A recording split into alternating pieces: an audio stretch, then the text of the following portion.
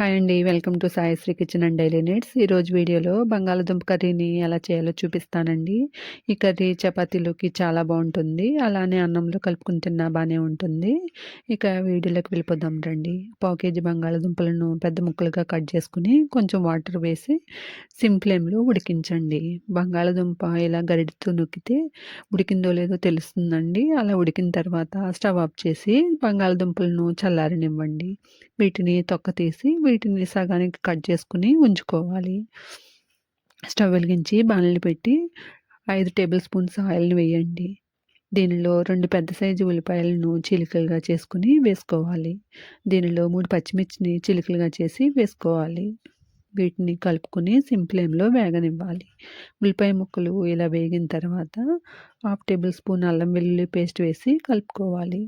అల్లం వెల్లుల్లి పచ్చివాసన పోయిన తర్వాత దీనిలో ఉడికించి పెట్టుకున్న బంగాళాదుంప ముక్కలు వేసి కలుపుకొని 2 నిమిషాలు వేయించండి. దీనిలో 1.5 టేబుల్ స్పూన్ కారం, నేనైతే మిల్లులో సొంతంగా ఆడించుకున్న కారం వేశానండి. మీరు మీ కారాన్ని బట్టి యాడ్ చేసుకోవాలి.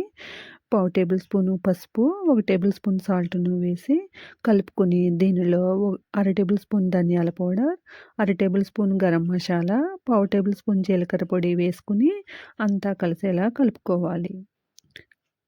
దీనిలో 2 టీ గ్లాసుల వాటర్‌ని వేసి మూత పెట్టి సిమ్ ఫ్లేమ్‌లో ఉడికించండి. మూత తీసి కర్రీ ఇలా ఉడికిన తర్వాత అంటే కొంచెం లూజ్‌గా ఉన్నప్పుడు ఫ్లేమ్‌ను హైలో పెట్టి 1 నిమిషం పాటు ఉడికించి స్టవ్ ఆఫ్ చేయాలి. ఎంతో టేస్టీగా ఉండే బంగాళాదుంప కర్రీ రెడీ. ఈ కర్రీని చపాతీలోకి తింటే చాలా బావుంటుందండి. మీరు ఒకసారి ట్రై చేయండి. Thank you for watching this video. Please subscribe my channel. Thank you all.